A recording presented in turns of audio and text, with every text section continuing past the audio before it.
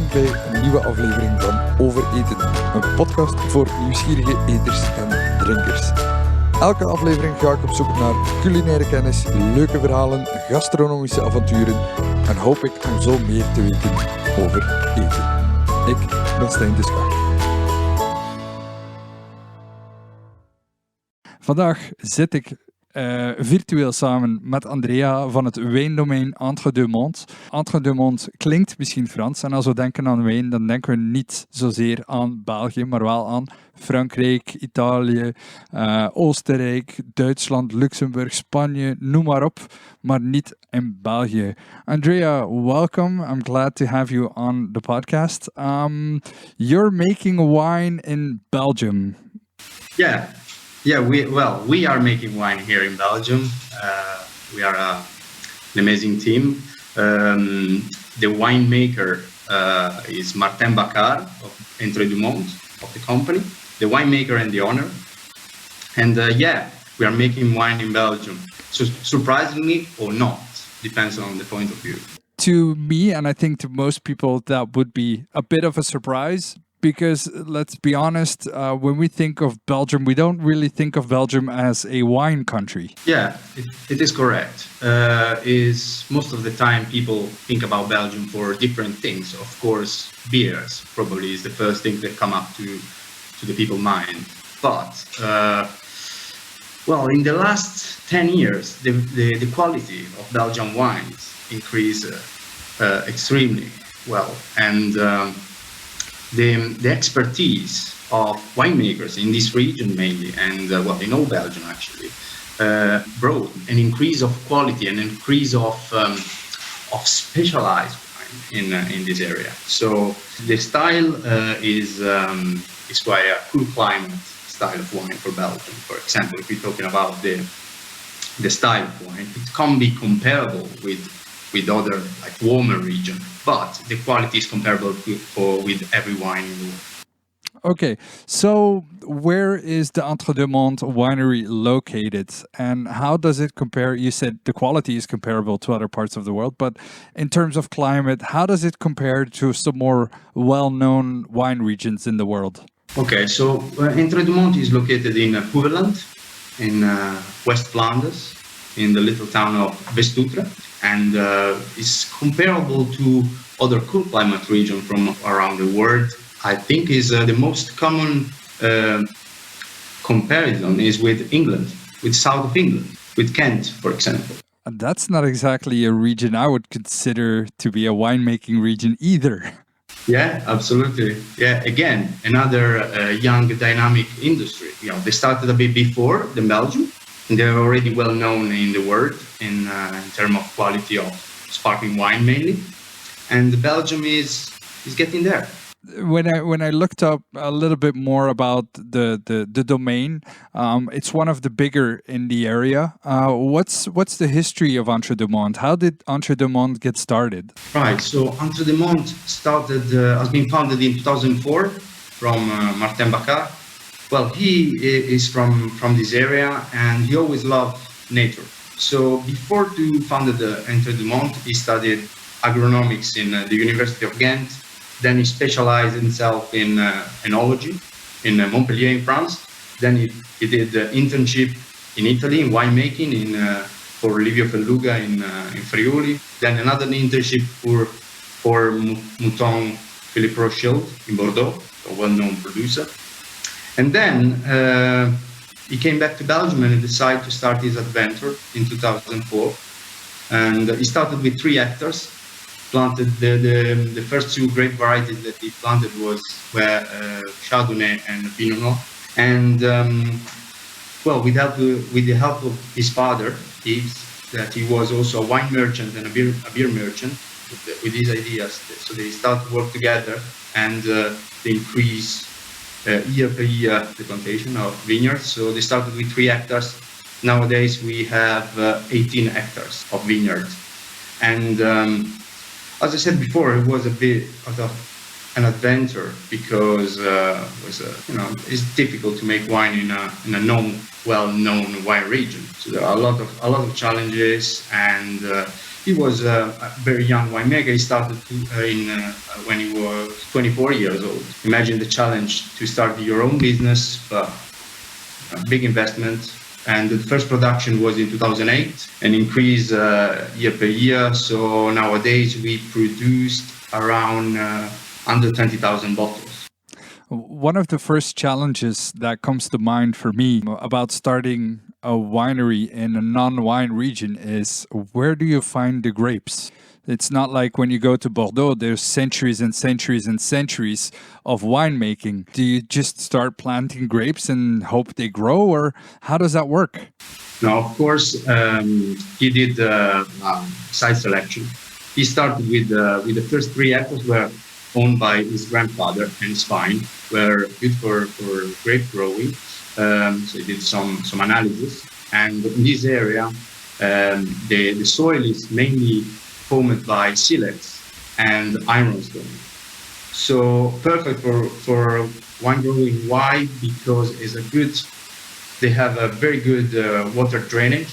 So even if it's a wet area, so it's fine for the grapes, and they're not very full of nutrients. So vines don't need a lot of nutrients. So you started with 2 grapes, the Chardonnay and the Pinot Noir, you said. How many varieties do you have now? Are you still using those 2, or did you bring some new ones into the mix? Well, we still use Chardonnay and Pinot Noir, but also we added other 5 different grape varieties. So we have 7 grape varieties in total. We have Chardonnay, Pinot Noir, Kerner, and Pinot Auxerrois, Pinot Gris, Sigribe, and Acolon. Probably some of them maybe you never heard. Some are quite uncommon, but they're not easy to find in this area. For example, the Kerner in Belgium is growing quite well, and is a German grape variety. It's a cross between Trollinger, in Italy they call it Schiava. It's a red grape variety, and Riesling. So perfect for cool climate, wet areas. One of those grapes that is made for Belgium. Well, it's actually very, very interesting. I tried before in Italy, for example, wine made by Kerner in the northeast of Italy. But the Belgian Kerner is completely different. Again, it's much more fresher, very pungent on the palate. It's lovely. When the grapes ripe completely and you can make 100% Kerner wine, it's very, very nice wine. Isn't that just one of the beautiful expressions of terroir, what you were just talking about? Yeah, this is a good spot on, I'd say. Well, it's also quite interesting, this grape variety, because we use it for still wine and for sparkling wine. So when the Kerner ripe completely, we make 100% still wine. And also in different vintages, when part of the harvest is not completely ripe, we use it for our Blanc de Blanc, sparkling traditional method. Okay. How many wines do you produce at the moment? So we produce 3 sparkling wine made by traditional method, and 4 still white wine, and 1 red wine, that is Pinot Noir. You mentioned the traditional method. The French might not like it when I say this, but that's making it the way champagne is made, correct? Correct. Let's talk me through the winemaking process itself. The grape is growing on the vine. Suddenly the fall is there. The weather conditions are great. Everybody goes to the vineyard and you just start snapping the grapes off the vine. So yeah, you made already a very good point, because the winemaking starts in the vineyard. The selection of the date of the harvest is very important. And for the sparkling wine is extremely important, because the grape, they have to have a certain level of acidity to be perfect to make a traditional method sparkling wine. So after the summer, when the harvest time is coming, that in this area is around the middle of September, also the beginning of September, depends on the vintage. The winemaker and the vineyard manager pass through the vineyard, pick some bunches and some grapes, they taste it, and when they find out that the level of acidity and the sugar are perfectly balanced to make the wine that they want, they decide the date of the harvest. So the harvest for the sparkling wine is made by hand in order to not damage the skin of the berries. The grape bunches are transported to our main building. Before they get transported, how many people are you using to pick all the grapes? Well, depends on. We are five people full time here, but we also have some seasonal workers, and also we offer some harvest experience. So some of our customers come to our domain to pick up the grapes and enjoy the day picking grapes, having lunch, of course. And That's the best kind of customers if you can let them work for you. I love it. Yeah. But also, yeah, it's good fun. It's a good fun because you're in the field with all your friends. Of course, you're picking grapes. You are working, but then you have lunch together. Then you have aperitif after that. So it's a sort of I think it's an enjoyable day. Is it only for the sparkling wines that you're picking by hand, or is the other wine also picked by hand? But some of them is picked by hand for the still, but also we use a machine for the still wine. And how does that machine work? It just cuts everything off? I have no idea how a machine does it. Well, this machine basically passes through the rows, and instead to cut the grapes, pick only the berries. Why does it make a difference between the sparkling and the still wine with regards to the skin? Well, yeah, for the still wine, if you damage a bit, the skin doesn't really matter. And for the sparkling, because it's a more also delicate product, and you don't want to lose any part of the juice of the berries. That is very important. And you have to have a healthy whole bunch grapes if you want to make a very high quality product. And then you press directly the grape instead to crush maybe the grapes and extract the juice. They're being pressed direct. What's the difference? To me, the end result is grape juice, but apparently there is a difference. Yeah, there is a difference because also from crushed berries, for example, you can get some bitterness from the skin, bitterness from the seeds. Instead, if you press it, you don't usually break the skin, but you press the skin because it's a gentle pressing. And so you make sure that you don't allow any bitter flavor in your wine, because this is what you don't want. It's really about the pressure and the way the grapes are handled that gives you a different flavored grape juice. Yeah, different quality. Quality. What happens next? Next, you start when you collect the must. And for example, if we are talking about the sparkling wine, then we start the alcoholic fermentation. For somebody who's not familiar with the winemaking process, by the way, what is the must exactly? The must is the grape juice. The skins and the pits and the flesh, that has been removed. Yeah, so you have only grape juice, pure grape juice. And then there is an addition, depends on which kind of winemaking you do. Some you need to add some yeast in the must in order to start the alcoholic fermentation, and the yeast convert the sugar into alcohol, just to make it simple. Some wineries and some other alcoholic producers, they have their own strands of yeast. Some are using wild yeast. What are you using? Yeah, well, for us, we use commercial yeast, to be honest, at the moment, and somebody else developed, and they're working very well. So this is what we use at the moment. There is in the future there is an idea to start maybe using wild yeast. It's difficult. Does it make a difference in the flavor as well if you use different types of yeast? Well, I don't think so. Some people think that could, and I like to think that it could, because natural, everything about natural yeast could be better. But it's more difficult to use a wild yeast, because you don't know if they work. This is my fear, basically. So you would really have to be sitting there and crossing your fingers and hoping something starts if you want to do wild. Yeah, with wild yeast is less sure. So, put it like that. But it's interesting to see what the future is going to bring if you tell me that you're thinking about other things. Of course, I think nowadays more than before, we have to think more about keeping everything most natural as possible. It's difficult, but we have to. Okay, so you've put the yeast in the must. It starts to bubble, starts to ferment. How do you continue? Because now you have wine. Now you have now you have your alcoholic product, so the wine, and Can you compare it to wine already or not really? well, there are some other processes to make a proper refined wine. So even the filtration, to remove bits and pieces, and of course aging to develop a certain type of wines.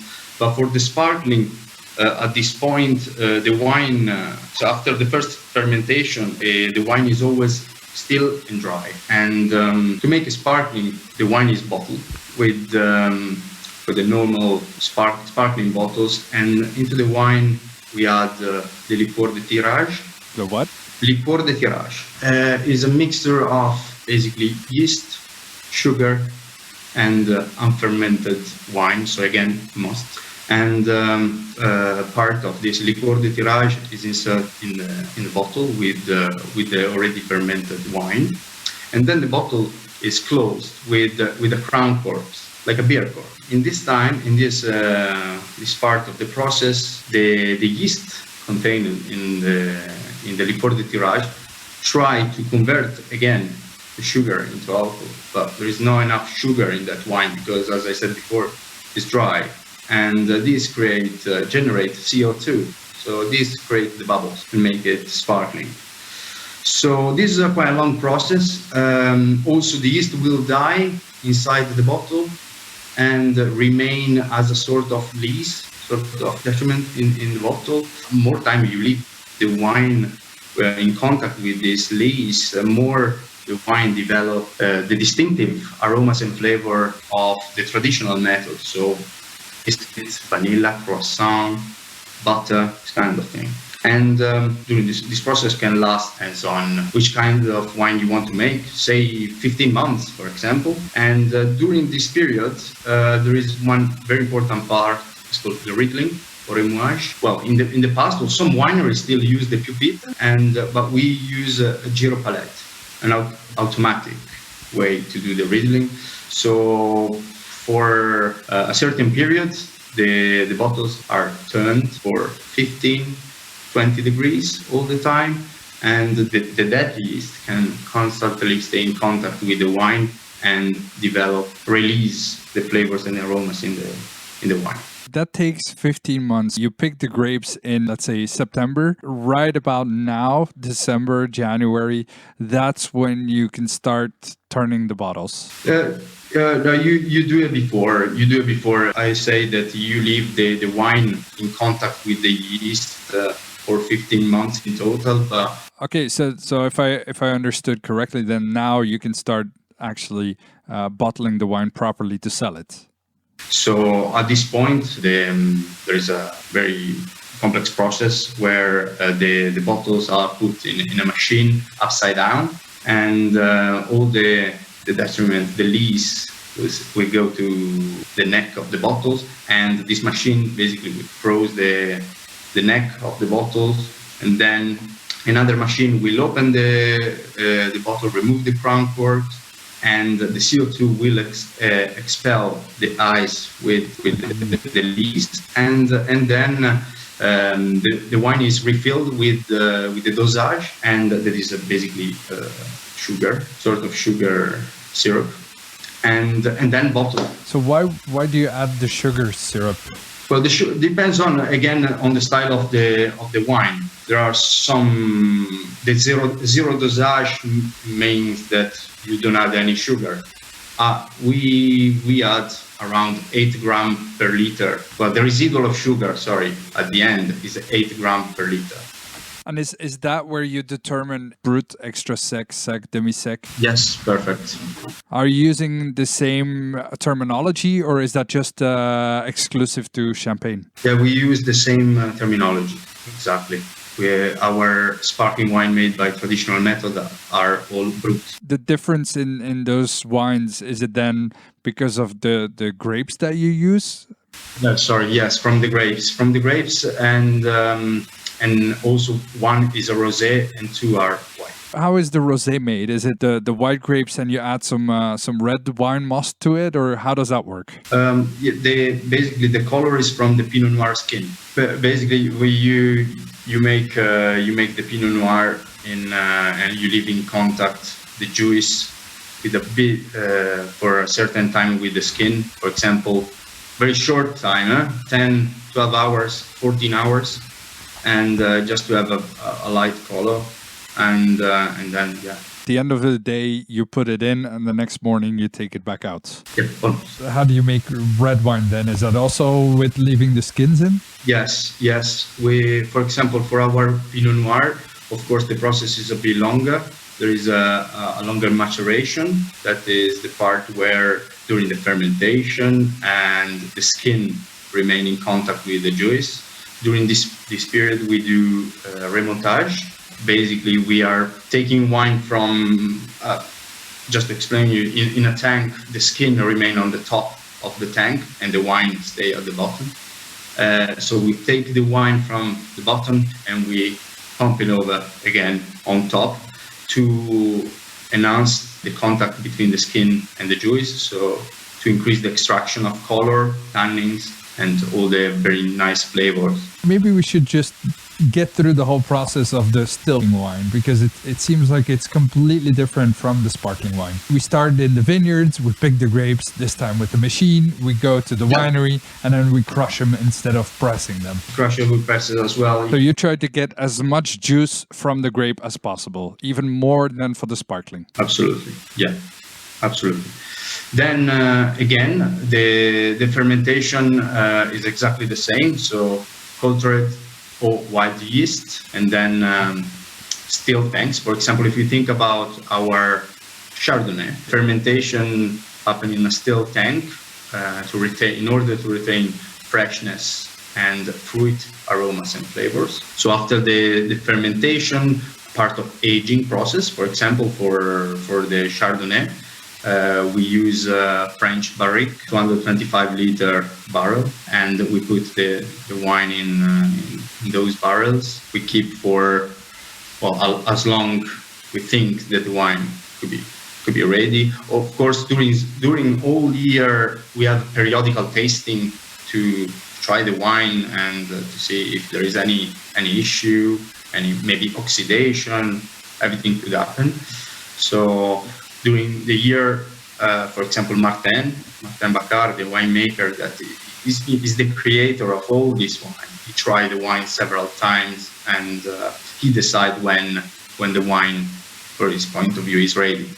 Because at the end of the day, it's good. The winemaker makes a wine that he likes, and hopefully other people like it too. But just to get back to the fermentation process, I remember visiting a winery in Italy, and they had these big stoneware fermentation vats. Is there a reason why you're using stainless steel and not, let's say, a wooden barrel or the earthenware barrels? But there is a particular reason, is the typicity of the wine that we want to make. So cool climate, fresh, aromatic wine, and steel tanks are perfect for this kind of wines. And our wine, of course, they have to reflect the terroir where we are. This is our idea, and the idea mainly of Martin. And steel tanks are perfect for that, to retain the freshness and fruit flavors and aromas. The type of fermentation vessel makes also a difference in the flavor of the wine. Can I see it like that? Yes, absolutely, yeah. In winemaking in general, is stainless steel the most common, or is wood the most common? Depends again on the winemaker. Like if you think about one of the most common grapes used, like Chardonnay. Chardonnay could be easily fermented in steel tanks or in wooden barrels, and change completely the style at the end of the process. But it's about the style that you want to make. And then for the resting period as well, the size of the barrel makes a difference to the flavor, I would assume. Absolutely right. Yeah, as smaller is the barrel, more interaction with the wood have the wine, because there is less wine. And also one very important point is if the wine is if the barrel is new or old. For example, we use mainly old barrels, so they don't give too much flavors the wine. So you're using French barrels, and now that you tell me that they're old, does that mean someone else used them before you? Also, we can buy from someone else, or also they mainly because we did use it before. So at the beginning they gave more flavors, and then decrease.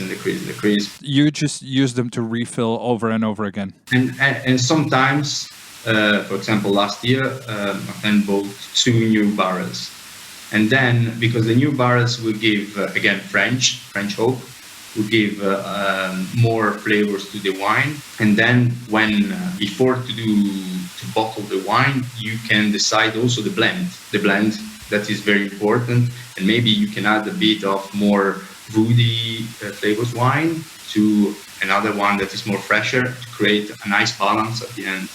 This whole process, it sounds to me that more complex and heavy wines have spent a lot of time in a barrel, and fresh, bright wines have not spent much time in a barrel. Is that a correct assumption? It is, exactly. Where do all these flavors come from then?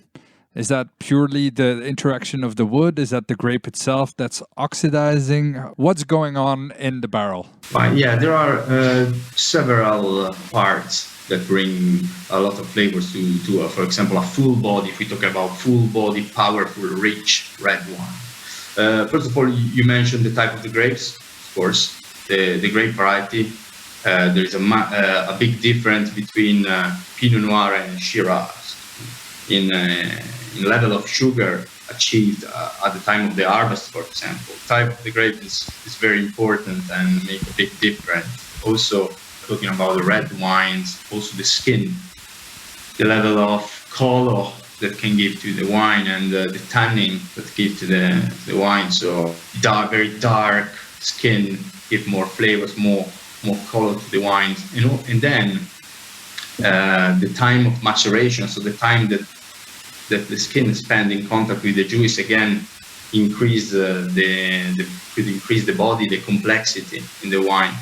And the last part, as you mentioned before, is the choice of the wooden barrels.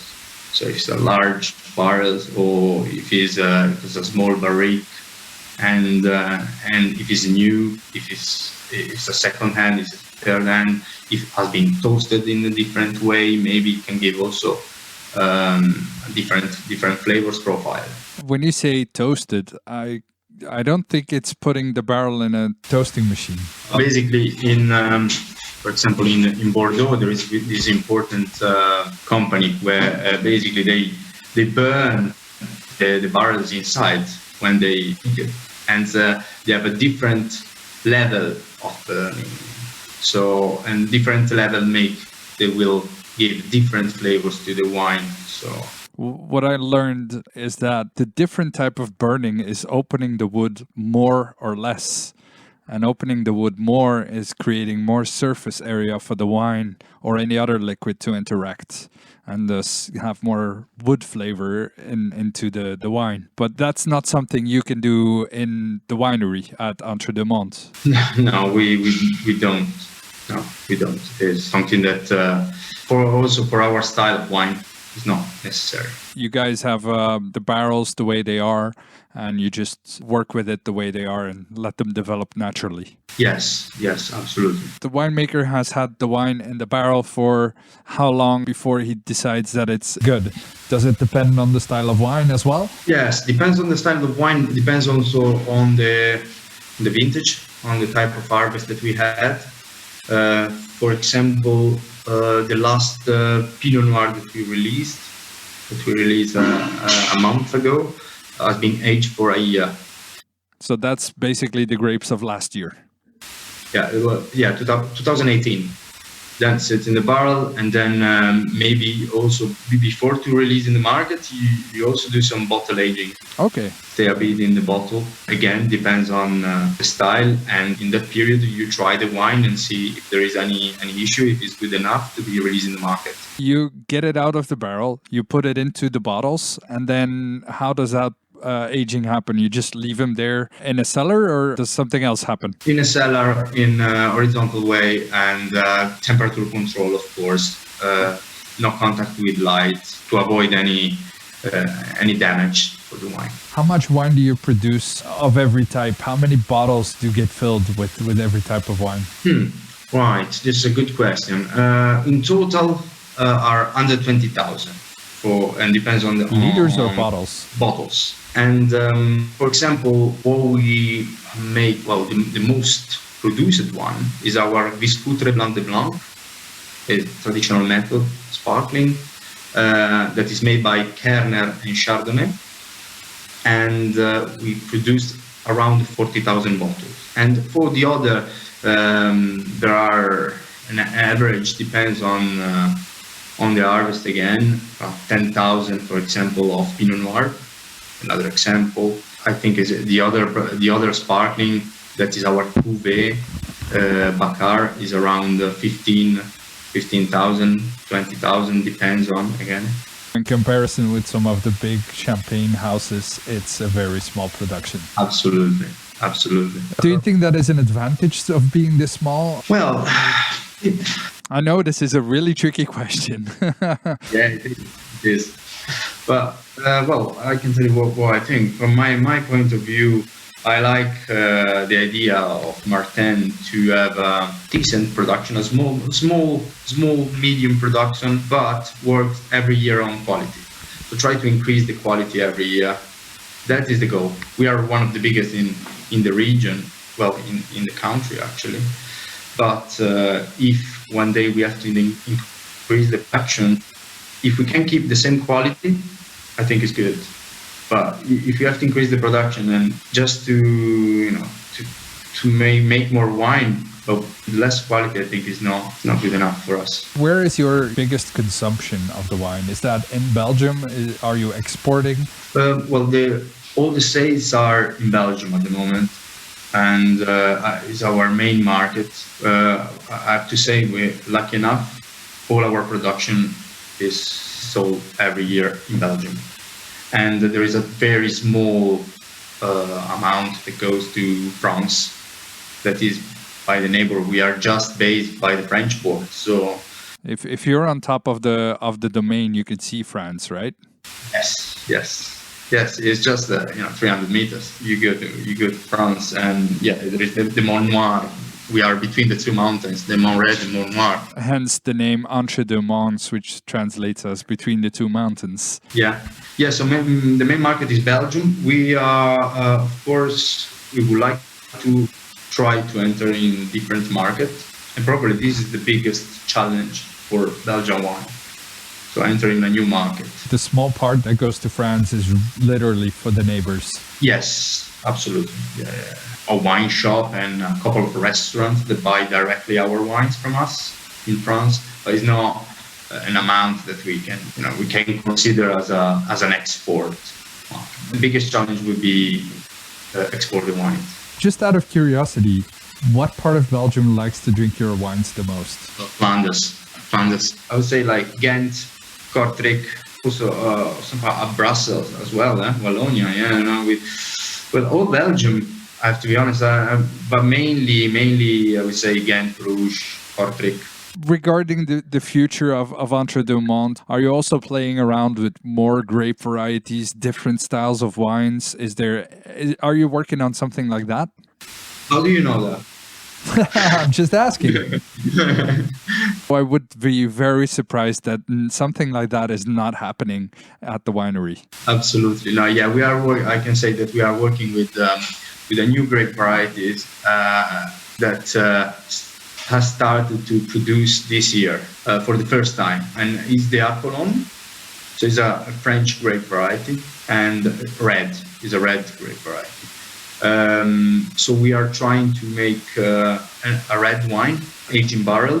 Again, if we talk about the production that we had before. So next year we will have a new wine on the list, and we are constantly trying see how it developed in the barrel, and this. And then of course with the new grape variety, you can have also different blends. You can have different style of other wines. So we experiment a lot of different options. But at the moment, I can say that the first thing that will come out will be a new red wine.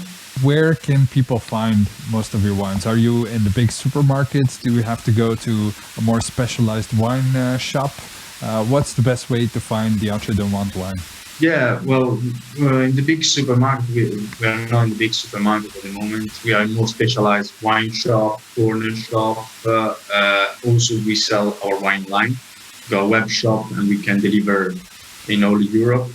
But we have a very good distributor and wine shop. Our clients are working very well at the moment, despite the Corona time. For example, Wine de Clerc in Kortrijk, Vinetic, Odilon, Wine Time in Newport by the coast. We have several wine distributors that are working very hard for us, and you can easily find our wine online from them. Obviously, 2020 has been a very unusual year with lockdowns here and there, on and off. But let's say that things go back to normal next year. Is there a possibility from people to visit the winery, or is that not something you do? Yes, we offer guided tour and tasting at our winery. So we used to do it. And next year, hopefully, we will open again our door to the people. They can book online through our website, and there is different options on Saturdays,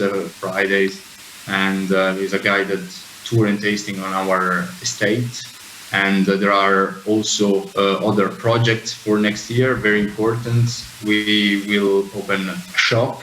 At the moment we have a tasting room and shop all together. From next year we will divide the shop and the tasting room. So we will have a new shop with new products, and potentially for a private garden for our customers, where we can do tasting outside and picnic area. There's lots of interesting projects coming up. Last question, obviously, which of the wines is your favorite and why? Yeah, the Bacard Brut is my favorite, because it is the sparkling wine that have more complexity. So it's been aged for 2 years on its lease. And that is another part that we avoid we didn't talk about it during the winemaking, but the 35% of the wine of the Bacard Brut is from Chardonnay aged in oak barrel, so it gives even more complexity, and from Réserve Perpétuelle. What is Réserve Perpétuelle? Réserve Perpétuelle is a tank where we store the wine that we rack every year. It's basically a mixture of different vintages, and every year you take out a percentage and you refill with the fresh wine. It sounds like the greatest infinity bottle in the world of wine. Yes. Yeah. Absolutely. I mean, a tank full of wine and you keep filling it with wine. Sounds great to me. Yes, everybody needs to have in their kitchen. That's also a very interesting approach. Is that something you would find in a lot of wineries, or not really? Don't think in this country. I don't think Belgium. I know in some places in Italy, in some wineries, but it's not a very common thing. It's interesting. Is there other things in that wine making process that you didn't tell me? Well, probably they are. Yeah. Obviously, I think it makes sense that you cannot tell every little secret, but stuff like this is very interesting. But now that we brought the wine making process up again, there's one thing that I'm wondering though. What are you doing with all the skins after you're done? Where does that go? Well, most of the time we throw away. We have to throw away, or we use as a nutrient for the land. Literally also, thrown away, or is it used for feed for animals or stuff like that? Some of them we gave to our neighbor. He has a farm, and in his manure for his land, and some part we have to throw away. We can't keep all of that. Mm. Is there like a sustainability program that you guys have as well? Yes. We also have. We try to, of course, to avoid any waste as much waste as possible. And we have, for example, solar panel of our wineries. And then something that we try to not use is pesticide and fungicide. For example, the grass in the vineyard, we encourage biodiversity, so we don't use any pesticide for the grass. We're just cutting when it's needed, just to allow the access to the vineyard. That's it. We're trying to be sustainable, less use of plastic. We don't You can have a lot of plastic here, even for the staff. Of course, there's some waste to make wine. It's necessary. You cannot cook an omelette without breaking an egg, so there's always going to be a little bit of waste, but it's great to see that in the small village of Westouter you guys are trying at least to make a difference. Andrea, I would like to thank you very much for all the information about making wines here, about Entre Deux Monts. Thank you so much. Thank you. I'm going to look for a bottle to open. I think we've talked enough. I'm really excited to be trying some wine right now. I'm really looking forward to try some of the wine. And hopefully next year we can come and visit and see each other in person. Absolutely. It would be my pleasure. Alright, thank you so much. Dit was opnieuw een aflevering van Over Eten. Het heeft een tijdje geduurd. Het was een raar jaar, maar we zijn er terug en we gaan weer vooruit. Andrea, thanks again.